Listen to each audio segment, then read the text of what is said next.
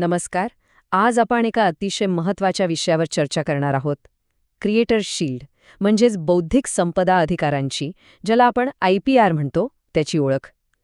तज्ज्ञ सौरभ रायरीकर यांच्या महत्त्वपूर्ण माहितीवर आधारित हे विश्लेषण आहे.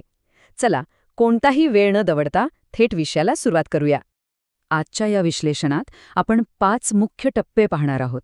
सुरुवातीला IPRच्या मूलभूत संकल्पना, त्यानंतर पेटंट्स आणि कॉपीराइट्स, मग ट्रेडमार्क्स आणि डिझाईन्स, पुढे भौगोलिक उपदर्शन म्हणजेच GI, आणि शेवटी या सर्वांचे कायदेशीर संरक्षण आणि फायदे.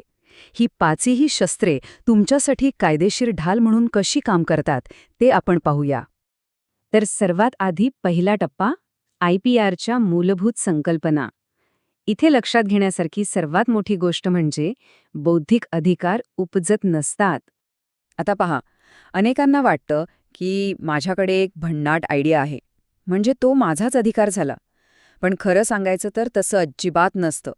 बौद्धिक संपदा अधिकार हे काही जन्मजात किंवा नैसर्गिकरित्या मिळत नाहीत. तुम्ही तुमच्या बुद्धीच्या जोरावर काही नवीन निर्माण केलात, तरीही त्याला कायदेशीर संरक्षण मिळवण्यासाठी सरकारकडे अधिकृत प्रक्रियेद्वारे अर्ज करून ते अधिकार मिळवावेच लागतात. हा एक अत्यंत कळीचा मुद्दा आहे, जो लक्षात ठेवणं गरजेचं आहे. आता हे अधिकार नेमके किती प्रकारचे असतात, तर याची यादी खरोखरच खूप मोठी आहे.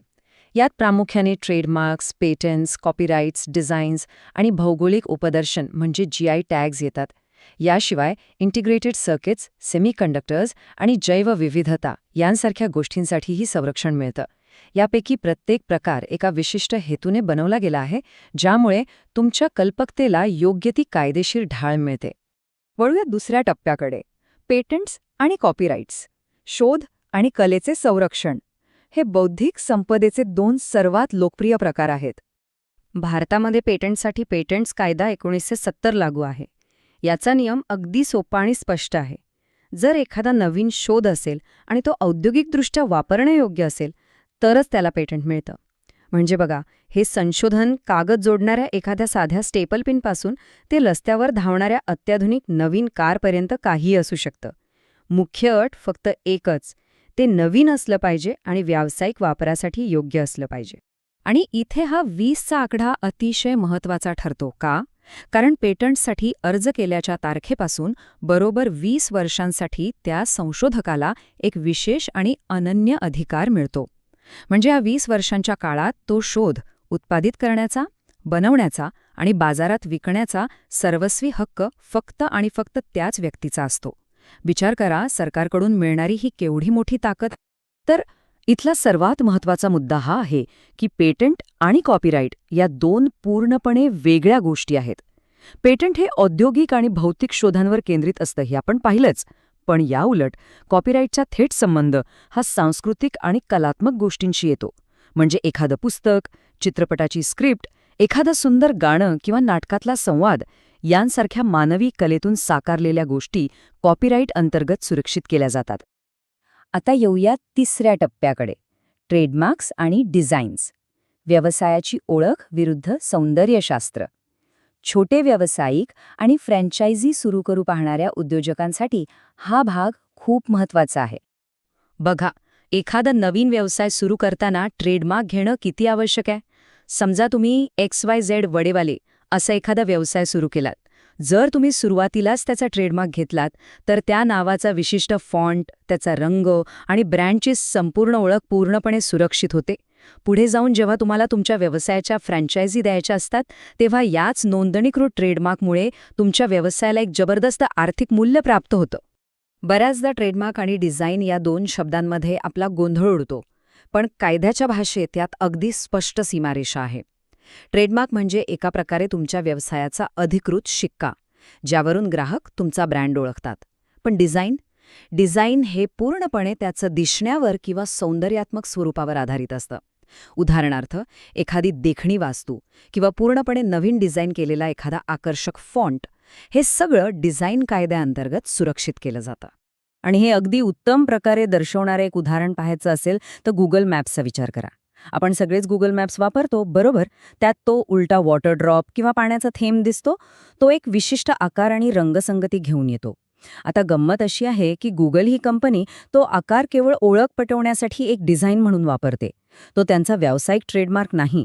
त्याचं हे अद्वितीय आणि कल्पक रूप त्याला डिझाईन कायद्याअंतर्गत संरक्षण मिळवून देतं. आता वळूया चौथ्या टप्प्याकडे. भौगोलिक उपदर्शन म्हणजेच GI टॅग. यातून प्रादेशिक वारसाचे संरक्षण कसे होते ते आपण समजून घेऊया.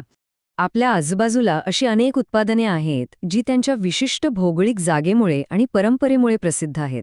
साताऱ्याचा खास कंदीपेढा, महाबळेश्वरची रसाळ स्ट्रॉबेरी किंवा पुणे आणि सातारा जिल्ह्यातला तो सुगंधित इंद्रायणी आणि बासमती तांदूळ.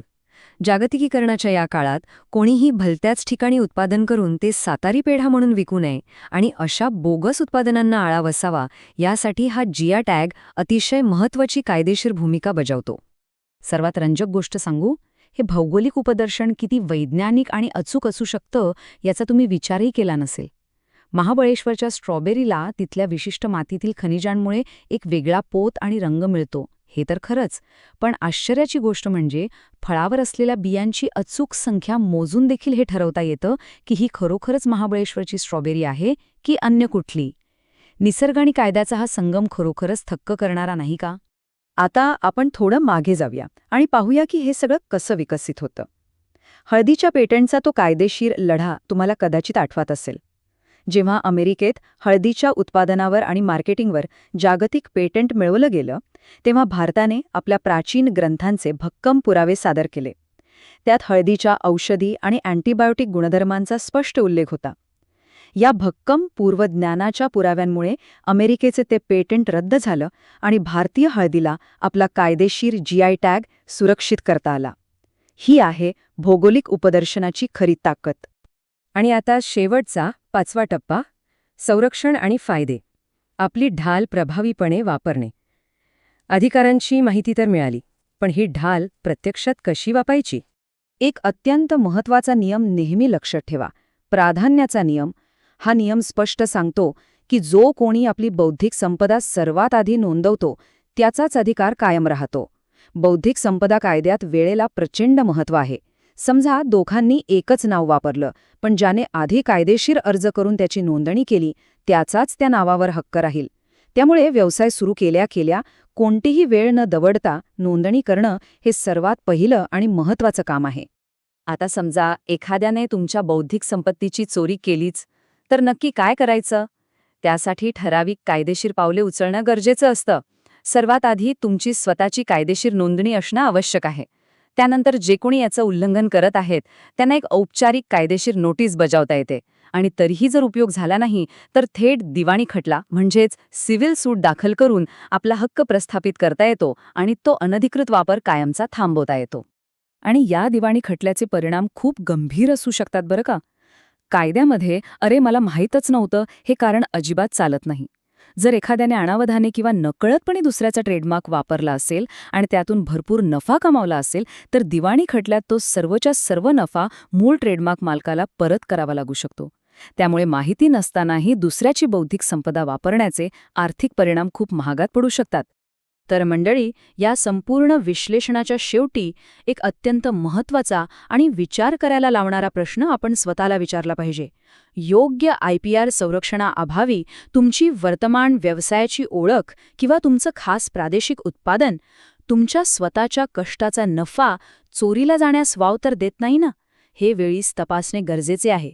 बौद्धिक संपदेचे हे कवच परिधान करणे हा आता केवळ एक पर्याय राहिलेला नाही, तर आजच्या जगात ती एक सर्वात मोठी व्यावसायिक गरज बनलीये. विचार नक्की करा.